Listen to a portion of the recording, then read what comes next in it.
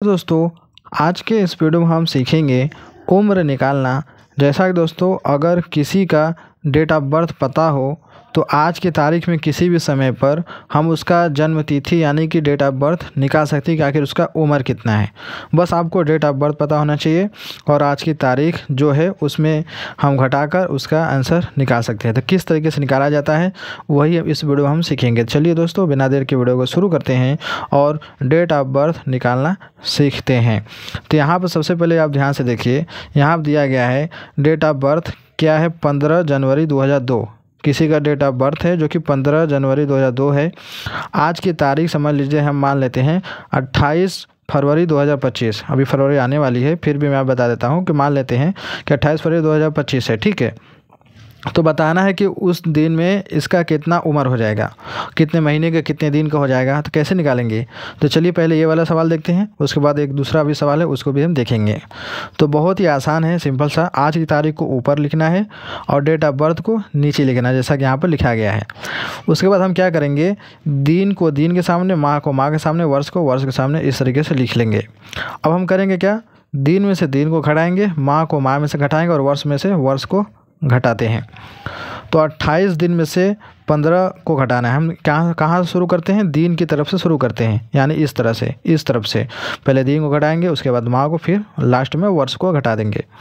तो 28 में से 15 को घटाना है, यानी 28 दिन से 15 को घटाना है। तो कितने बचेंगे, देखो 8 में से 5 जाएगा, बचेगा 3 और 2 में से 1 घटेगा, क्या बचेगा 1, यानी कि 13 दिन हो गया। अब 2 माह है तो 2 माह में से जब 1 माह घटेगा तो कितना बचेगा, 1 बचेगा। तो यहाँ लिखेंगे 1, फिर माइनस 2025 में से 2002 को घटाना है। तो क्या बचेगा, यहाँ पर देखिए 5 में से 2 जाके बचेगा 3, 2 में से 0 घटेगा तो 2 ही रहेगा, 0 में से 0 घटेगा तो 0 और 2 में से 2 घटेगा तो बचेगा 0। यानी कि कितना हो गया, 13 दिन 1 माह 23, यानी कि 23 साल। इसका मतलब कितने हो गए कि 13 दिन 1 माह और 23 साल का हमारा उम्र हो गया। ठीक है, इस तरीके से हम निकाल सकते हैं। चलिए अगला देखिए, एक और हम देख लेते हैं। इसमें क्या दिया है, आज की तारीख वही है, मान लेते हैं कि 12 फरवरी, अलग है थोड़ा, 12 फरवरी 2025 है। ठीक, आपका डेट ऑफ बर्थ जिसका भी है, किसी का भी हो सकता है, 16, ये क्या है, 16 मई 2003 है। ठीक है, तो आज की तारीख को ऊपर हमने लिख लिया, डेट ऑफ बर्थ को नीचे लिख लिया, दिन को दिन के सामने, माह को माह के सामने और वर्ष को वर्ष के सामने। ये क्या है दोस्तों, हासिल वाला है। ये बात बहुत ध्यान देने की बात है। ये सिंपल था तो हमने कर लिया, लेकिन यहाँ पे ये क्या है, हासिल वाला है। तो इसको हम कैसे करेंगे, चलिए आपको बताता हूँ।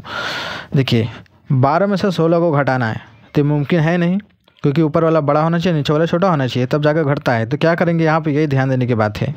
ठीक है, यही बहुत ही इंपॉर्टेंट यहाँ पर है। 12 में से 16 घटाना है तो क्या करेंगे हम, ये 12 दिन है और ये क्या है, 2 माह है।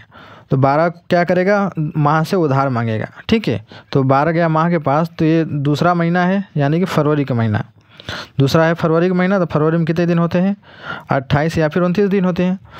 तो ये अपना 1 माह 28 दिन इस दिन को दे देगा। तो 28 का ये हो गया और उसके बाद 12 दिन ये, अब पूरा जोड़ देंगे, कितना हो जाएगा, 8 2 10 के 0 हासिल लगा, 1 2 1 3 1 4, यानी कि पूरे हो गए टोटल 40 दिन। अब हम इस 40 दिन में से 16 को घटा देंगे। इसके पास पूरा नहीं था दिन, इसलिए क्या किया, इसने माह से उधार मांगा। तो माँ ने इसको अपना फरवरी का महीना, यानी जो दूसरा महीना है, उसने अपना 1 महीना उधार दे दिया। अगर यहाँ पर तीसरा महीना होता तो क्या करता, मार्च अपना उधार देता। ठीक है, ये ध्यान देने की बात है। जो अंक रहेगा वही वाला महीना इसको उधार देगा, उतने ही दिन इसमें जोड़े जाएंगे। तो 28 दिन था फरवरी में और 12 दिन ये था, मिलके हो गया 40 दिन। और 40 में से 16 को हटाना है तो कितने बचेंगे, देखिए ये इसको उधार देगा 10, 10 में 6 जाए बचेगा 4, ये 3 में से 1 घटे बचेगा 2, यानी कि 24 दिन बचेंगे। ठीक है, तो यहाँ पर लिखेंगे हम 24, ये हो गया हमारा, यानी कि 24 दिन। अब इसका 1 माह कम हो चुका है।